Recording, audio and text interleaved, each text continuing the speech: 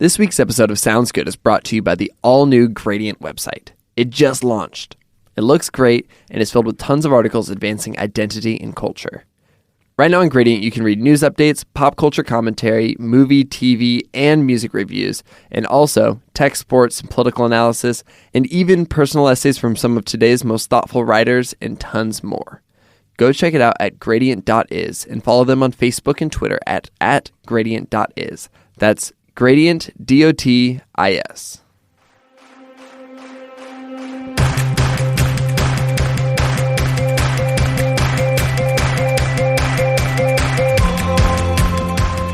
Hey everyone, Branden Harvey here. Welcome to this week's episode of Sounds Good, the weekly podcast where I sit down and talk with this unique kind of person who cuts through the cynicism of the internet and the world with hope, good, and beauty. Today I'm talking with Becky Simpson, an absolutely incredible designer, illustrator, and author living in Austin, Texas. Her work stands out as playful, genuine, and unique. So much so that Adobe, the maker of Photoshop and Illustrator and stuff, brought her on as a creative resident, meaning that for the last year, her sole job has been to create from her heart. Her amazing work and outlook on life has been talked about by Buzzfeed, Fox News, Lifehacker, Jess Lively, and Refinery 29. And goodness gracious, am I excited for you to meet her.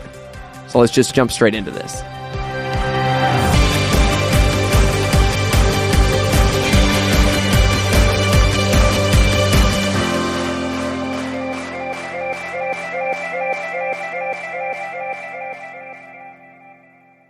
Okay, I'm here with Becky Simpson. Becky is calling in from Austin, where I just left. Becky, how you doing? I'm great. How are you doing, Branden? So good. This is so fun to be talking, hanging out. This is so good. I know, this is a good way to spend a Thursday. I love it.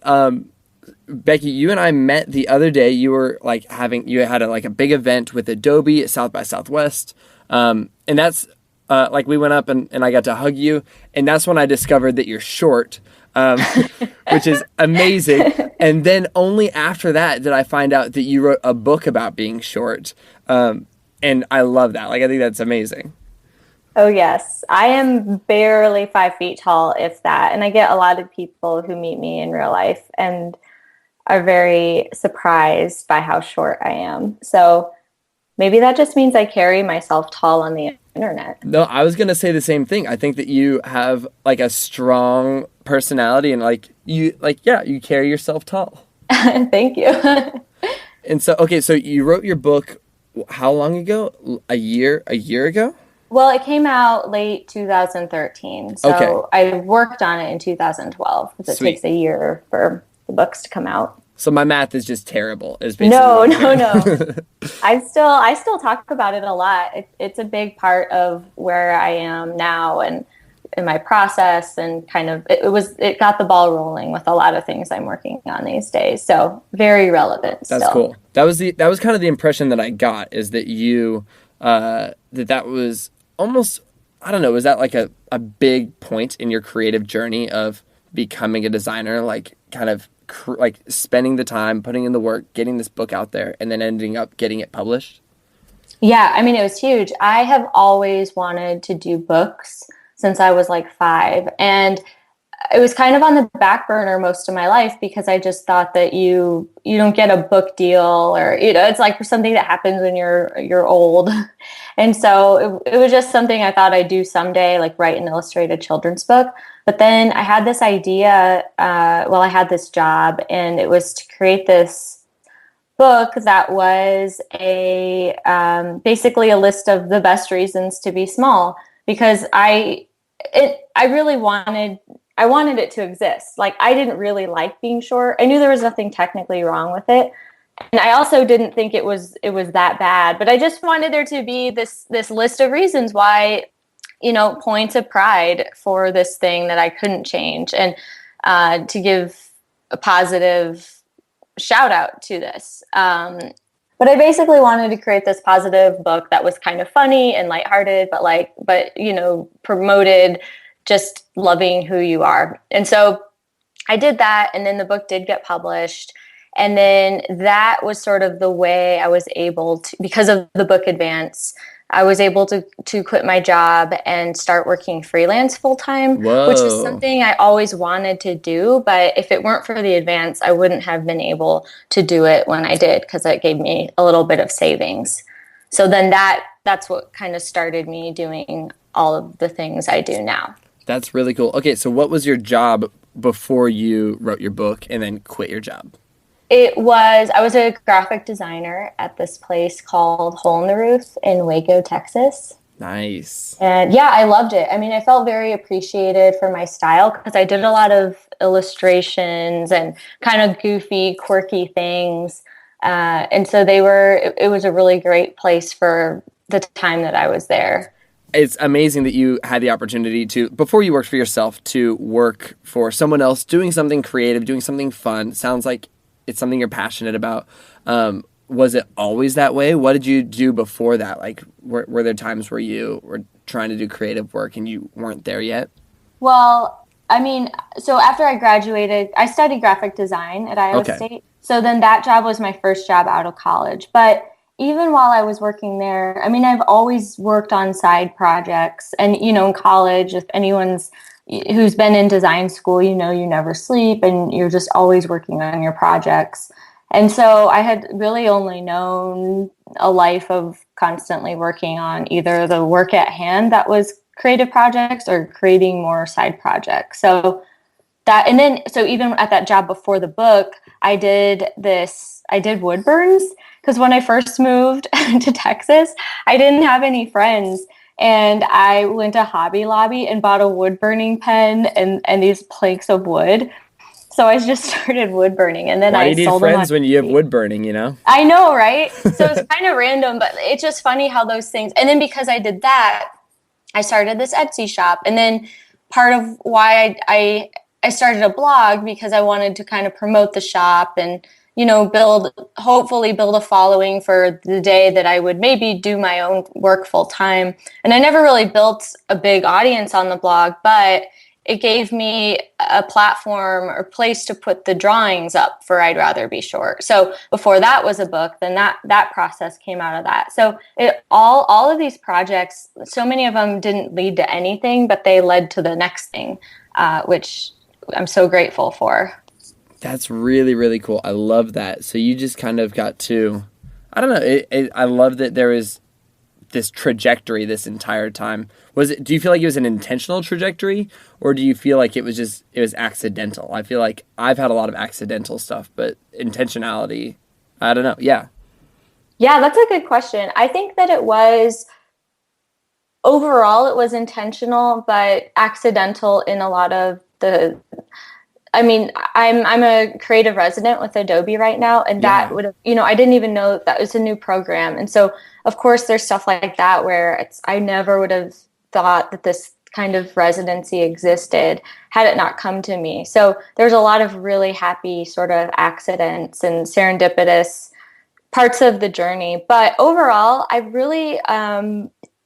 always sort of had this idea that I wanted to work for myself and do creative work. And while the work has changed, the theme has stayed the same of wanting to just create on my own terms. So I've tried to position myself and set myself up to do that.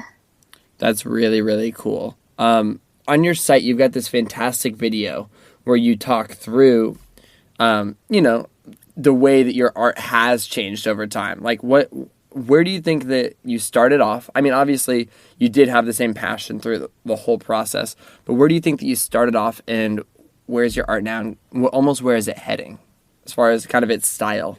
That's a fun one. Well, first of all, credit to my shout out, to my friend Ellie Wildhagen, who made that video. That was totally her vision, and she did a great job of telling my story better than I could have probably told it myself. So the video explains, like what I kind of used to draw these sort of model kind of fashion sketches. That's what in high school at one point I was torn between fashion design, graphic design or interior design. And I hated watching the interior design shows. So that was kind of a sign that maybe it's not the direction I should go. And then my mom asked me, do you like drawing the fashion models? And like, do you like drawing these clothes or do you like designing them? And that's when I realized I just like drawing them. And at the time, I didn't even know you could really be an illustrator. I just thought that you could illustrate children's books, but I didn't really know that was a career. And so I was practical and studied graphic design. Anyway, but a lot of my stuff used to be a little more realistic, like, cross hatching and trying to use the appropriate measurements and proportions in a portrait. And which are kind of all the things that happen when you're traditionally trained in a lot of ways. Is that right? Right. And so I have had a lot of traditional training, but I've just sort of through the year, when you just do things over and over, there's a kind of a natural evolution. And that happened with my work where it just became more fun to draw, a lot more goofy, like spaghetti hair and bumpy kneecaps and huge noses and, that things just like proportions that don't really exist, but they're fun for me. And so thankfully it's worked out so far, but that was probably the biggest shift was when I just started drawing what was easy and fun. Yeah. And then it got better and better. That's really fun. And that's what first drew me to your work was it's really playful nature, the way that it's just kind of goofy. Like, did you kind of have some intentionality behind or almost like an artistic purpose behind basically creating people in that way? Well, thank you for saying that about it. That means a lot. I think it's more about just how I see the world or how I try to see the world and trying to be more positive and inclusive than not. And I mean, I'm not perfect and I have my own criticisms of my work, but I guess that's just something that is important to me. So it's kind of in a goofy, light way, but there is something a little bit bigger behind it than just maybe what is at the surface. I love that. I think that's really, really cool. I remember you mentioning before that you also kind of incorporate insecurity into your art as well, and that really fascinated me. Can you explain that a little bit more? It really started with the book I'd Rather Be Short. Yeah. And the whole thing was sort of an insecurity for a while. And it's funny because the book's called I'd Rather Be Short. But when I started it, I didn't really believe that. I wanted to be medium height.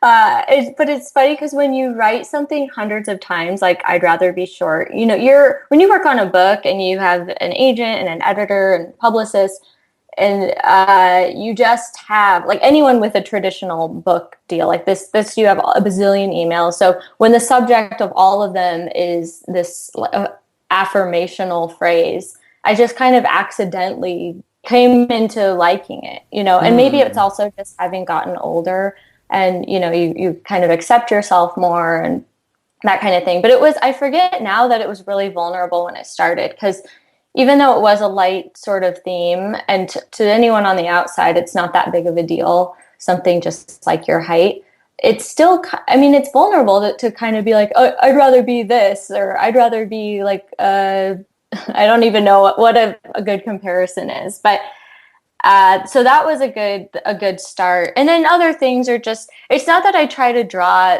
people or things that should be insecure. It's just more about not always trying to draw the traditionally perfect thing. Yeah. That makes sense? No, absolutely.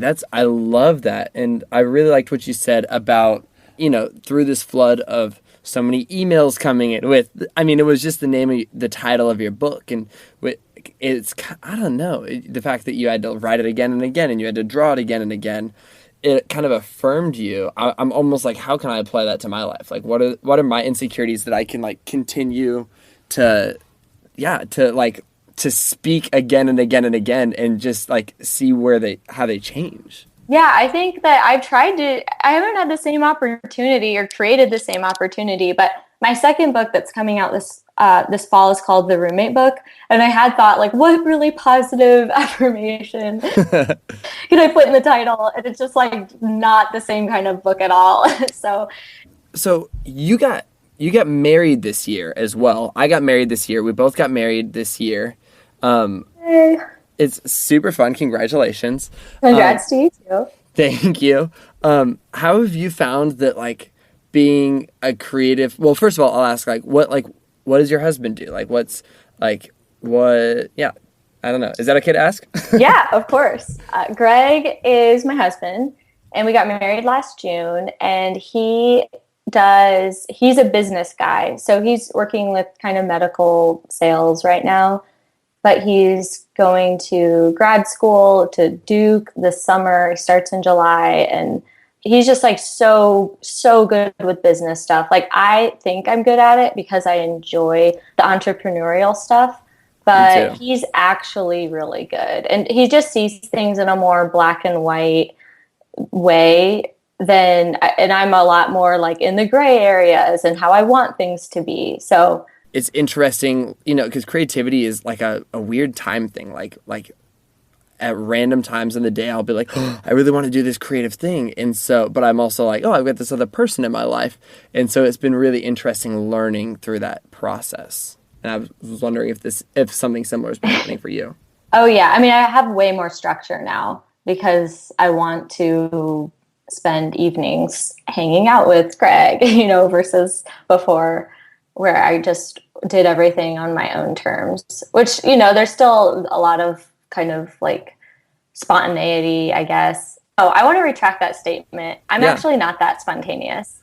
I feel like my work, I was just talking about this recently. So I think because I'm pretty positive and my work is pretty playful, it might seem like I'm more spontaneous than I am, but I really like a good structured day overall. That's good. But I think that with having Greg adds that kind of, there's like this hierarchy in my life where he naturally comes before work. And so it creates a really good balance and boundary for me. I think that I'm naturally more spontaneous, but I've been forcing myself to be a lot more structured, and it's been super healthy for me. And it's for the same reasons, like I try to wake up at 9, I head into the studio and I crank out all this creative work. And then I go home at 5:30 and I'm I try my best to shut off creative work, It always creeps back in a little bit, but I found that makes me so much more effective in the things that I'm doing just by having a tiny bit more structure, because I'm able to go all in on that time. Yeah. Is it hard to put work down at 5:30 for you? Or is it like, all right, day's over. Man, I'm going home. It is hard. It's I want to just keep so before I was married, I was dating my now wife long distance. And so I basically, I didn't see her on a daily basis. So I would sometimes just wake up in the morning and my desk was in my room. So I would wake up, sit at my desk, do edit photos, work on concepts, do videos, all this stuff until midnight, and then just go to bed. And I didn't even think about it because I loved what I was doing. And I think by default, I would continue to do that. But the problem with that is that I wasn't filling my time with the most effective work I could be doing. There's the old idea that sometimes you have to say no to things that are good so that you can say yes to things that are great. Yes, that's so good. And I found that I was saying yes to a lot of really good things and doing a lot of good work, but I wasn't doing great work because I wasn't being intentional. And so now being I have this many hours in my day, it forces me to boot the good work. That's usually the good work is easier than the great work. But knowing I have this time, I need to make it effective. I spend so much more of that time doing great work, and it feels awesome. That's so cool. Can I ask you another question on Please that? do. Yeah, let's just flip this around, and this will be your podcast. Hijacking. Well, I really am interested in this lately, especially, and I just want to hear more of what are the types of things that were good that you did say yes to that now you say no to. And I mean, you don't have to be really specific and give away, too much information about some, project, but I'm just curious about that. What's more specific types of things? Yeah. So a lot of what I used to get hired for, my background, it was fully that I was a photographer. I started shooting photos professionally when I was 16, and I still shoot a ton of photos, but now I don't consider myself a photographer as much as I consider myself a storyteller. And one of the tools that I use is photography. I tell stories through photography. But before I realized that, I was just burning myself out shooting photos because I felt like I, as a photographer, needed to shoot any time that somebody hired me to shoot photos. And so I remember shooting way too many weddings. I would photograph like products. Like people would just be like, they'd send me a product and I'd like take a photo of it alone in a room, like in a studio with lighting. And it started to kind of drain me because that didn't feel like that's what I was made for. And so I kind of began to analyze what I was doing. I was like, what are the things, like what are the gigs that make me really, really excited? And it was any time that I got to tell stories, like when I was working with nonprofits or when I would photograph small business owners. And I'm like, that's interesting. And so I just started saying no to all these photography jobs, which were, a lot of people would be super psyched to be just shooting photos. And I was, but it wasn't making me come alive in the same way as storytelling things. And so now I'm in a place where if as much money as a gig pays or as cool as an opportunity is, if it doesn't align with my desire to tell stories of good in the world and stories filled with nuance and filled with hope, then I don't immediately say no to them. What I do is I say, this is a little secret, is I say yes, but. So I'll say, yes, I'd love to work with you, but I'll only do it if I can do it in this way. If I can tell a story with it. If I can incorporate a story of good within it. And that's just giving me so much more freedom to be like, I can really hone in on this thing that I feel far more strongly about. That's really cool. I love the yes, but. It puts it in your, well, it's kind of in their boat, I guess, but you can have you can kind of have like the final say in the situation. It makes you a collaborator instead of just a person who's like being hired to do a service. Yeah, you can have ownership over it. Yeah. And I feel like you can do this actually with all kinds of things. Like, I feel like you could do this in like relationships. You can do this in like a standard non-creative job. Like, yeah, that's great. It's like the whole yes and with improv. Exactly. Obviously, if you have the confidence to say no in the first place, that's good too. But knowing that you can do the yes and route is really cool. I'm going to write that down because I like that. Good. Please do. Like if this was the best case scenario and if I had, my dream scenario here, what would I do? We can probably create that for ourselves more. Exactly. We do, which you're the one who's talking about it. So it sounds like that's the case. Yeah. Well, and the other side of that is that, I'm also fortunate enough to be able to do that at this point. Like, I know that if I turn down a gig, I am not going to not be able to pay rent, so there is a level that you do have to kind of reach. And I think that anybody who's pursuing things will get there. But up until that point, what you can do is you can take on opportunities and then just create something that's valuable for you within that. So I have a friend and he's working his butt off to be a fashion photographer and he's so good at it, but he just doesn't have the experience and the name recognition to do it quite yet. And so what he's started to do is he'll take other gigs. So he'll take a wedding or he'll take, some sort of like clothing shoot that's not fashion-y. It's just kind of a normal clothing shoot. And he'll shoot all the photos that the client wants. And then he'll just make sure that he walks away with one photo that is his style. So if he has to shoot in a totally different style, he'll shoot just one shot that he's like, this could go in my portfolio. This is fashion oriented. And so every time that he does a gig, he's still coming out with one thing that added value to him. And so I feel like that's a great way to just like take on that approach. And again, I feel like that applies to far more than the creative world. That's something where, if you're working at like a job that you don't love and you're working towards this next job, it's like, cool, what kind of experience can you gain? Like what kind of opportunities can you take at work that will kind of give you a leg up in your next opportunity or like with your friendships, I don't know. It's an interesting idea and I'm constantly trying to figure out like how can I leverage these opportunities that I'm given to continue to do things that I want to do? That's really cool. Okay, I was wondering this. Your work is fantastic. I think it's safe to say, from an outside perspective at least, like that you've been pretty successful at like creating amazing things, putting it out in the world. There's a lot of people who really admire what you're doing. Did you have people who were like really rooting for you along the way? Did you have some mentors who came alongside you? Oh yeah, I am really grateful that I've always had a community and family that's supported me the whole way. I never had the parents who were like, we just want you to be a doctor though. I mean, ever since when I was in like, how old? Maybe fourth grade or younger, my dad wanted me to start a greeting line company or, greeting cards. Oh, wow. And I was so embarrassed at the time. I was like, well, I can't. And it's so funny, that's of course the age where you can do it and should do anything. But I didn't. But that's just, my parents, my family, my teachers, my friends. I just have been really blessed with a very supportive community to where anything I do I just feel love for it, regardless of what the actual work is.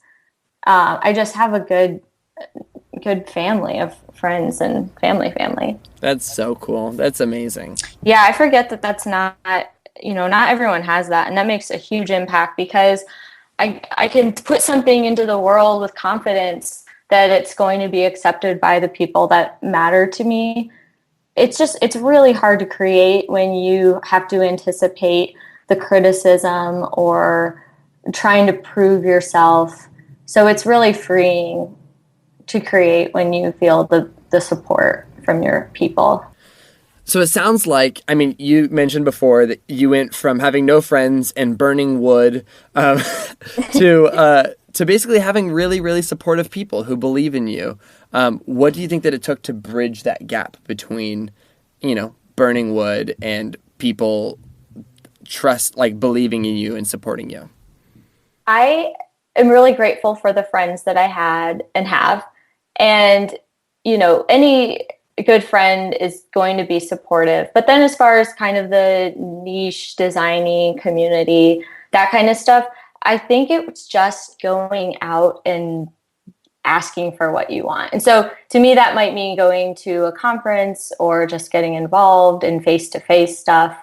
That has been so huge for me. And so I think momentum begets momentum. And then before you know it, your community keeps growing. And I also think that it's fun to support other people who are doing cool stuff. So I think it's all about supporting community. Like, it's kind of the old thing of like, it's the golden rule. It's like, do unto others as you would have them do unto you. And it's like, okay, what do I want? I kind of want people to tell me that I did a good job on like the art that I made. I kind of want people to encourage me. What if I just go out and do that? And maybe it'll just be cyclical. Like maybe it'll keep on going. Yeah, totally. And it's really cool because when you do make stuff and, put in the legwork and put it in the world and you kind of know what you need for it to succeed. And that's for people to share it or buy it or do whatever it takes. So naturally you're more open, your eyes are open to that for other people. So when a friend launches something, I'm not perfect, but I'm just more aware of how valuable it is for every time it gets shared or praised, online or in person. So I appreciate that too, because you just know how far even a Pinterest pin of the product can go. I mean, that can be huge. Sammy, my wife and I have been trying to, we live in Nashville now. And so half of our friends, probably more than half of our friends are musicians, like actual talented musicians, like playing concerts. And we just kind of made a decision. We're like, anytime we're in town and our friends have a show, we're going to try our hardest to go to their shows because it takes guts to pursue the things that you want to pursue. And your friends should be supportive. And so we're just okay, we're going to just have a budget item where we go to concerts of our friends. And it's been so fun. Anytime that we do that, we get texts from our friends saying hey, thank you so much for coming. You did not need to do that, but it really meant a lot. And it's that makes me feel all the emotions. Like, oh my gosh. Yeah, that's really cool. And you're creating a standard, like not just between, not, I don't mean that in a way of like they need to do that to you because you don't have that expectation, but just for yourself, like that becomes a part of your lifestyle. And I mean, it sounds like you're already pretty spontaneous, but I'm sure for somebody who's not as spontaneous, when it becomes like that's the new routine. Totally. So it becomes easy and fun if it wasn't already like the way that maybe one would operate. Oh, exactly. Yeah. I think that once you kind of just build a life, like I think that we kind of in our lives get to choose what are we going to be about? Like what's our goal? And we get to build our life around it. And I think a lot of people, it takes them a long time to realize that they get to control what they're doing. And I think that you're a good example of that. Like you kind of decided early on, like, I'm going to pursue this. And like, you've like put in the time, you put in the effort. It hasn't been easy, but you kind of come out and you're like, I'm designing the life that I want to live. And it's just as simple as that. There's obviously a lot that goes into it, and it takes time and it takes opportunity, but like I don't know. Yeah, I just heard, I wish I could think of this or remember this quote exactly, but I just saw Ira Glass speak at South by Southwest. No, I love Ira Glass. Oh my gosh, he was great. And it was just really interesting because a lot of his answers weren't particularly profound in that he basically is like, we just make what we love to make. It's actually just kind of selfish. Like we have fun with, I mean, he didn't say these words, but they have fun with what they do and they do a good job of it. And I really like that. And he also said the golden rule of media is to not make something you yourself wouldn't want to consume. So I think that sometimes we overcomplicate things and why we do them. And I think it's okay to do something just because you love doing it. Yeah. I just got goosebumps thinking about that. Like, it's totally Ira. That guy. That's so cool. I love that, like, I don't know, that's so freeing to be like, do I like this? No? Okay, I'm gonna not do it. Like, that's so cool. Yeah, I know. And I've been thinking about that lately, about following our enthusiasms and how the things that I create all these expectations for myself and what I should be doing creatively and with business, and what I take what everyone else is doing and I take the coolest things they're doing and I put them into this like super Becky that I expect for myself. But the thing about it is, if it's not fun or exciting to me, it's just not sustainable. I might have the willpower or discipline to follow through with it for a while, but it's not going to last. It just won't. So I'm better off just following my enthusiasms and seeing where that takes me. So I think that's where I found the most success in my work. Which, like, why is that a surprise to me? Yeah. It's so obvious when I say it, but. No, I'm thinking the exact same thing where I'm like, that is one of the most profound things I've heard all week. And yeah, follow your enthusiasms. And why is that so surprising? Like, what is it about it? But I love that. And I think that shows in your work super well. And I think that that's the cool thing, where if you're following your enthusiasms and you're creating things out of that, like whether you're a creative person or not, we all are creating things every day. We're creating friendships, we're creating conversations, we're creating inspiration, we're creating the world that we want to live in. But if you're following the things that you're enthusiastic and you're creating out of that, then the things that you produce say something about who you are. And man, that's so interesting. Yeah, well, that's exactly what you're doing in your work with the stories. When I first saw your site, I just couldn't stop like reading the articles and looking at the work. And it's such a contagious, positive energy. So, I mean, I can't, it's neat to see, like, think about like what if you were pursuing something that was maybe good, but not what sustains you. Like, how far would that go? Exactly. No, I was having this conversation yesterday with somebody where it's like, he was telling me about this really cool business venture he had, but he just wasn't passionate about it. And he's like, I'm just not going to do it. And it seemed like, dude, like you could make so much money off of this. You could see so much quote unquote success by doing this. But he's like, I'm not excited about it. It doesn't like bring me alive. And I think it's going to suck because of that. And so he's just like backing out of the thing. And I'm like, it makes sense. Like there's a lot of things that we could spend our time doing, a lot of things that we could put our energy into. But if it doesn't kind of come naturally, if it's not exciting, if it's not something that we personally were made to do, then it might just fall flat on its face and it's not worth pursuing. Right. And I think that takes practice. Yeah. So for anyone listening who, because I struggle with this, like with the whole saying no and that whole thing we were talking about, say no to something good so you can say yes to something great. They talk about, or Greg McKeown talks about that in Essentialism. Have you read that book? Somebody told me to read that yesterday. It's so good. I'm writing that down right now. Yeah, it's awesome. But I guess with that book, it's really great. It's really inspiring to me. But at the same time, I still have this insecurity and the sense of like, well, that's easy for them, but I'm not that way. I can't just say no to stuff like other people. But if I look back on the last few years of certain situations, I have gotten a lot better.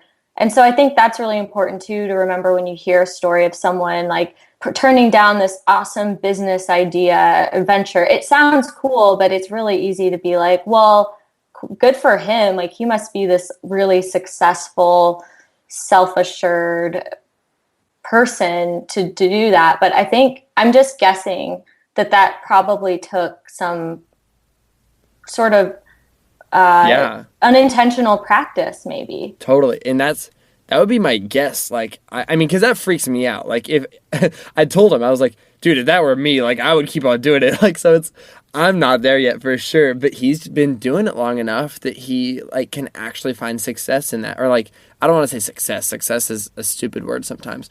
But he can, like, find, like, more fulfillment in that. And it's a good decision. And, I mean, again, like, acknowledging the privilege of the situation. Like, you know, if you're trying to pay rent and you don't have money, like, then you take a gig. Like, you take the opportunity. There's no question about that.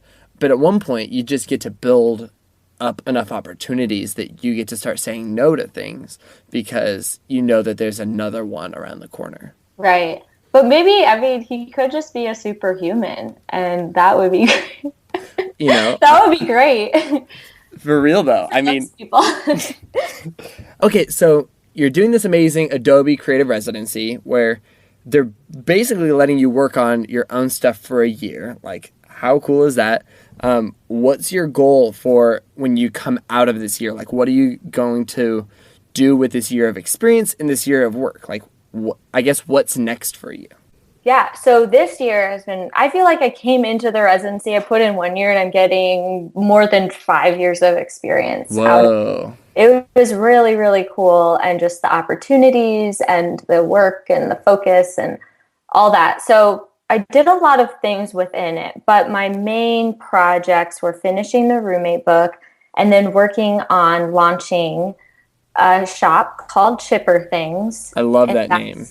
Thank you. That's coming out next. So it'll launch next month, but it's going to be my illustrations on products. So everything from like paper, you know, like cards and art prints to totes and other things like that. So I'm really, really excited about it.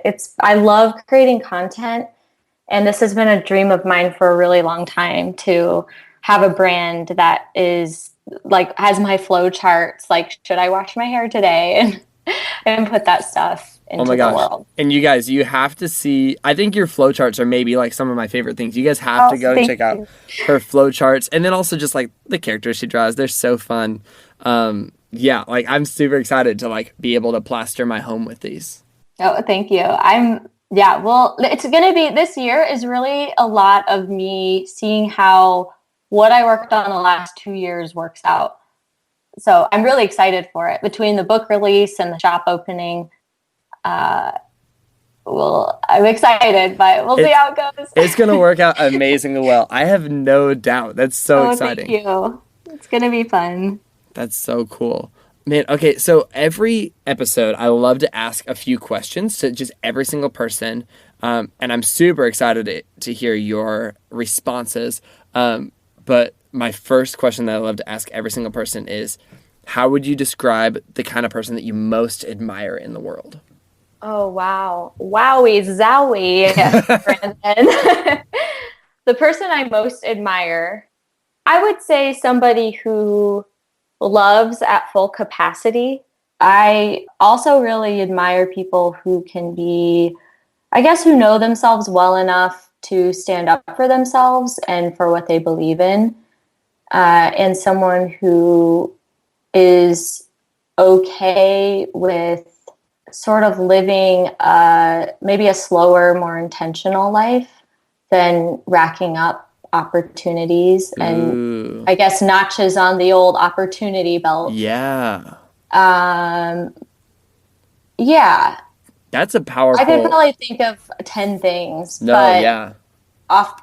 at the top of my head, those are some things I admire. But I also believe that there's seasons for everything and That's a good point. we're changing and there's a time to be a hustler and there's a time to slow down. So I would just like to think that I could maybe adapt to the seasons appropriately. That's something Yeah. I admire in people. That's real. I like that. I like that you kind of came around full circle on that, where you're like, okay, I admire this, I admire that, I admire that, but maybe these are things that belong in a certain time, in a certain place, and I want to be in my certain time and certain place.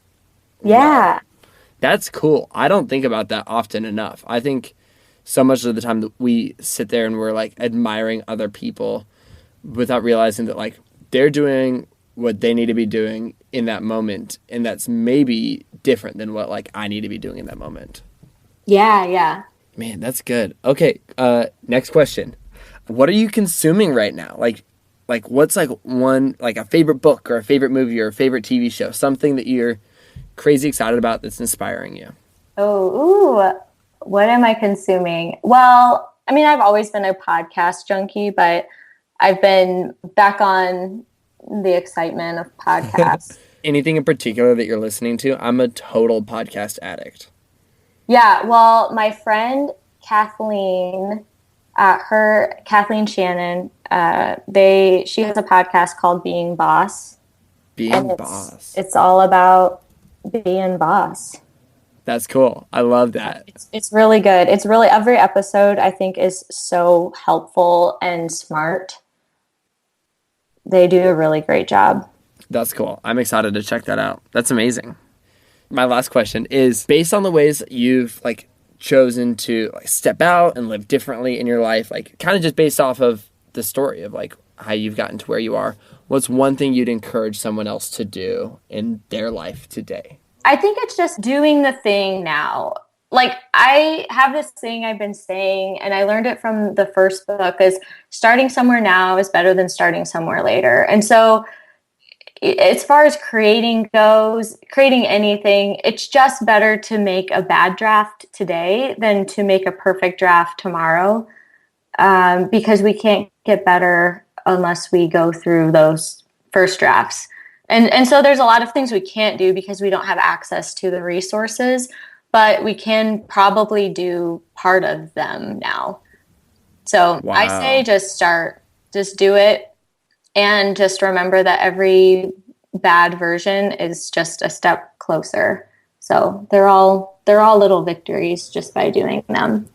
I love that. Wow. It's just it's a step closer, and they're all little victories. Oh my gosh, Yeah, that's they amazing. are.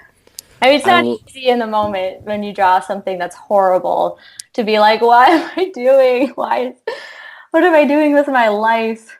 Like drawing a dog or something could look like a monster, but I just have to remember it was just the first draft. Yeah, that's really, really cool. And you did a thing recently called, or not recently, but a while back called 100 Days of Starting. Is that correct? Yeah, so it's called 100 Days of Getting Started, and That's it. it was this kind of I'm almost finished with this creative residency with Adobe. Mm-hmm. And it's a full year where Adobe sponsors me and Kelly Anderson, and she's in Brooklyn. She's awesome. And they basically just let us work on our side projects for an entire year. So That's so that it cool. was awesome. And it was just a 100-day project, but it was a way to add some structure to this year and to create this backlog of art and to make things without overthinking them. You know, I mean, I just think that when we give ourselves a time limit, we're able to make more things, because I guess ideally I would draw every day. But if I say I'm going to draw every day for the rest of my life, I'm probably going to give up after a week. If I say I'm going to draw every day for 100 days, then I can actually follow through with that. And so that's what I did with that project. That's really cool. I think that's huge, because it's kind of setting a smaller goal. It's saying, I'm just going to take one little step towards this. And then you come out of that 100 days and you have this huge chunk of experience and confidence and work to show for it. Totally. I learned so many unexpected lessons with my art and ways to create. And I guess going into it, I would have thought, oh, this is cool because I'll have 100 of these things I could use for my shop that I'm opening, or this or that. But what I didn't expect was all of the lessons. Like, the things I learned from it aren't over, like the 100 days has a start and an end point. Those things I can use forever. So it's really, I thought it was a really invaluable experience, and I recommend the 100-day projects to just about anybody.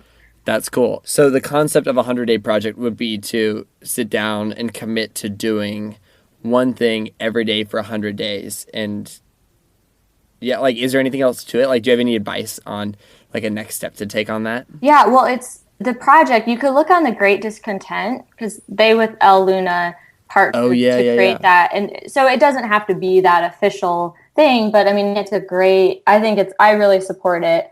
So if you look on, I don't know, if you Google Great Discontent 100-day project, that will give you a little bit more info. And I think on the website they talk about this. This was originally something that Michael Beirut did, this graphic designer at Pentagram. And I think he had some students he was teaching, and they did a 100-day project where he encouraged them, to do something every day for 100 days. So one student danced in public every day and made this video montage of it, and somebody else drew a poster in under a minute. It doesn't have to be like a big project either. It can be some small incremental thing. But if there's anything I've learned, it's that, so much more progress is made with consistent baby steps than these marathons every so often. That's good. That absolutely makes sense. That's super practical. Yeah, it's been helpful. I needed to practice it more, but and the times that I have done it, it's worked out well. That's amazing. I love that. Have you ever done anything like that? I got started in the Snapchat world about 2 years ago, and I basically had started playing with it and was like, this is a really fun and unique way to tell stories. And so I basically committed to doing one new Snapchat story, like a cohesive, interesting story, every single day for an entire year.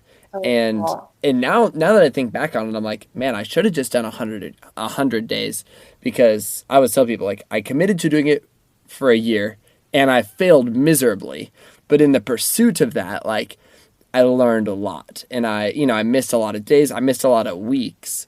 But the process of trying to commit to that worked great. And I mean, another thing that I learned is creating things every day in front of people is valuable. Like, it's really motivating for me. So like, I would share my Snapchats, obviously, and then people would see them, and then I would like get feedback. And sometimes people would be like, why didn't you do anything yesterday? And you've done a good job of, like, through your blog this year, as you're kind of creating a lot of stuff over the course of a year, updating people, bringing people along for the journey. Same with social media. I don't know. That was a huge takeaway that I found. That's really a great point, because you don't want to fail publicly. And most of us don't want to be a flake. So having that social pressure can make it, can actually make it happen. Yeah, exactly. I think that's amazing. Cool. That's really cool to hear. I just followed you on Snapchat earlier today, and I'm looking forward to oh my gosh, seeing all of your stories. You barely missed a fantastic story about me eating something like 9 donuts in the course of 24 hours at, oh my gosh. At Gordo's donut place in Austin. Yeah, they have really good donuts, but I feel like it's like a new They're like deluxe donuts. It's the most expensive donuts. They're the most expensive donuts that I've ever eaten. Oh, yeah. I think one of them was $12. Oh my gosh. How many did you eat in a day? Well, in all fairness, I shared them, although I did eat most of them. I think it was, let me count them in my brain. I had 9. I had 9 donuts. Did you eat anything else? Unfortunately, I did. Yeah, I ate other meals in addition to those donut meals. Oh my God. It was a problem, but like... No, that's probably better. That's what I do. Yeah, that's actually a really good point. That's what I do when I travel. My wife and I were like, we're going to find the best donuts. In fact, we kind of want to start a website where it's where we just have a ranking of the best donuts in the world based off of our experience. That is a great idea. My favorite donuts are Peter Pan donuts in Brooklyn. I have not been there. Sammy and I showed up and they had just closed. Oh my gosh. For every time I go, they're like $1 and you have to have cash. And 2 of the last times I went, I forgot to bring cash. So I had to go to an ATM and, withdraw money it was probably like $2.50 to like cost to withdraw money to get $1 back. It happens to me like every time, but it's worth it. That is amazing. Love a good donut. So let me know when that site goes live. That's good. I will definitely let you know. Becky, so if people want to follow along with your story and especially if they want to see your amazing work, where can they find that? I am online. My website is beckysimpson.co. That's just C-O. And all my social media handles like Instagram, Twitter, Snapchat is at Becky M. Simps. Nice. That's good. Way to be consistent. Thank you. Okay, and then what about your upcoming amazing site where you're selling things and showing off all that new artwork? Oh yeah, that's Chipper Things. So right now Chipper Things is you'll see blog content, but when it opens next month, it's going to be a store. So it is chipperthings.com. And then the social medias, I'm just focused on Instagram right now, but that's at Chipper Things. Amazing. I love that. And you just followed me from the Chipper Things Instagram account. Oh, so yeah. Thank you. Awesome. Well, Becky, thank you so much for talking today. This is so fun. I love the way that you see the world and your creative process and your creative journey. And I'm super excited to buy things from you. Thank you, Branden. Thanks for having me. I love what you're doing too and putting this kind of positive content out and, giving uplifting people and what they're working on.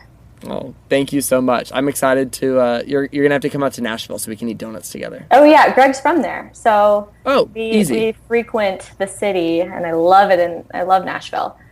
Amazing. So we will be eating donuts together soon. Sounds good. Cool. Can't awesome. wait. I'll talk to you later. All right. See ya. Bye.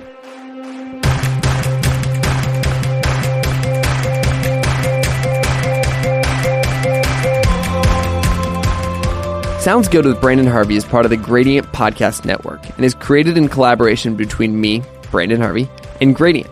Find out more at the all-new gradient.is. Follow along with my story on Instagram, Twitter, and Snapchat. My username is simply at Branden Harvey. That's Branden with an E-N. And if you go to my website, brandenharvey.com, you can sign up for my weekly good newsletter where I highlight 5 of the most hopeful things that happened in the world this past week. Oh, and lastly, make sure you hit the subscribe button wherever you listen to podcasts and take a minute to write a review on iTunes. That's it for this week's podcast. See you next week when we get the opportunity to learn from another incredible person. Sound good?